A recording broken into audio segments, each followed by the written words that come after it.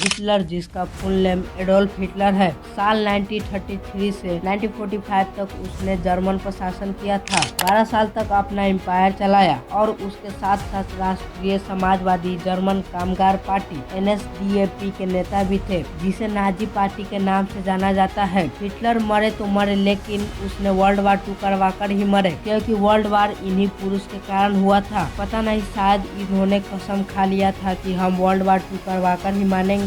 पता नहीं, इस बंदे का जन्म केवल लड़ाई के लिए हुआ था, क्योंकि इसने अपने जीवन में बहुत सारे युद्ध में भाग लिए थे। क्योंकि इतने युद्ध लड़े लेकिन मारा क्यों नहीं। हिटलर के जन्म के 17 साल बाद इनके पिता की मृत्यु हो जाता है। कहा जाता है कि पिता एक घर का छत होता है, अगर छत ही गायब हो जाए तो छाया मिलेंगे कहाँ से। यानी कि अपने पिता के मरने के बाद का जीवन कैसे गुजारे हिटलर की, और हिटलर इतना बड़ा एम्पायर कैसे खड़ा किया, कैसे भाई कैसे। अगर यह वीडियो इंफॉर्मेटिव लगता हो तो वीडियो को लाइक करके चैनल को सब्सक्राइब जरूर कर लीजिएगा। हिटलर का जन्म 20 अप्रैल 1889 को ऑस्ट्रिया के वॉन जगह पर हुआ था। उनकी माता क्लारा और पिता अलोइस था। उनके जीवन का फर्स्ट स्कूल लिंज नाम के प्लेस पर था। हिटलर का जीवन एकदम खुशी से चल रहा था, तभी उसका उम्र धीरे धीरे करके 17 साल का हो जाता है, और तभी उसके जीवन का सबसे बड़ा घटना हुआ कि उसी बीच उनके पिताजी का किसी कारणवश मौत हो गया। मृत्यु के बाद किसी तरह गुजारा करके वियना चले गए। वियना जर्मन में ऑस्ट्रिया की राजधानी है। वही हिटलर को आर्ट्स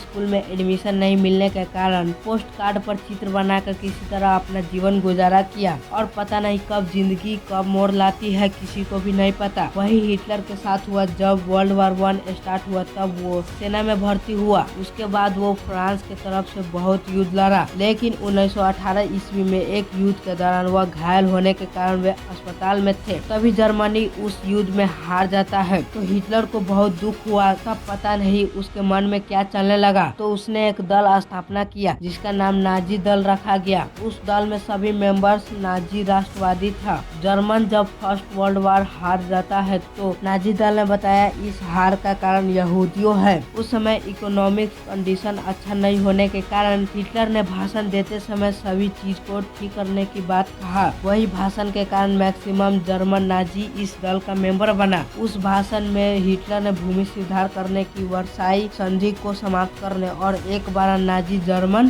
साम्राज्य बनाने का टारगेट दिया कि जिससे जर्मन लोग सुख से रह सके। इस प्रकार 1922 में हिटलर एक पावरफुल मैन आदमी बन गया। तभी अपने दल का चिन्ह बदलकर स्वास्तिक रख लिया और न्यूज़पेपर के जरिए इस दल के बारे में प्रचार किया। उस दल का कपड़े का रंग भूरा था। उसने भूरे रंग की कपड़े का सैनिकों की टुकड़ी तैयार किया और 1923 में हिटलर ने जर्मन सरकार को गिराने की कोशिश किया, लेकिन इसमें वे असफल रहे और उसे जेल में डाल दिए गए। जेल से ही उन्होंने मेरा संघर्ष नाम की अपनी आत्मकथा लिखी। इसमें नाजी दल के बारे में लिखा गया है, जिसमें लिखा गया है कि नाजी जाति सभी जातियों से श्रेष्ठ है। यहूदी सदा से संस्कृति में रोरा अटकाते आए हैं। जर्मन लोगों को साम्राज्य विस्तार का पूरा अधिकार है। फ्रांस और रूस से लड़कर उन्हें जीवित रहने के लिए भूमि प्राप्ति करनी चाहिए। उस किताब में यहूदी के खिलाफ ही वर्ड लिखा था। जेल से निकलने के बाद 1930 से 1932 में जर्मनी में बेरोजगारी बहुत बढ़ गई। संसद में नाजी दल के सदस्यों की संख्या 230 हो गई। 1932 के चुनाव में हिटलर को राष्ट्रपति के चुनाव में सफलता नहीं मिला। जर्मन की आर्थिक दशा बिगड़ती गई और वर्ल्ड वार में जीते देशों ने उसे सैनिक शक्ति बढ़ाने के लिए कहा। फिर 1933 में हिटलर चांसलर बना। चांसलर बनते ही हिटलर ने जर्मन संसद को भंग कर दिया। कम्युनिस्ट दल को नाजी बनने के लिए कहा। हिटलर ने डॉक्टर जोजेफ गोएबल्स को अपना प्रोपेगेंडा मिनिस्टर बनाया। नाजी दल के विरोधी व्यक्ति को जेल में डाल दिया गया। कार्यकारिणी और कानून बनाने की सारी पावर हिटलर ने अपने हाथ में ले ली।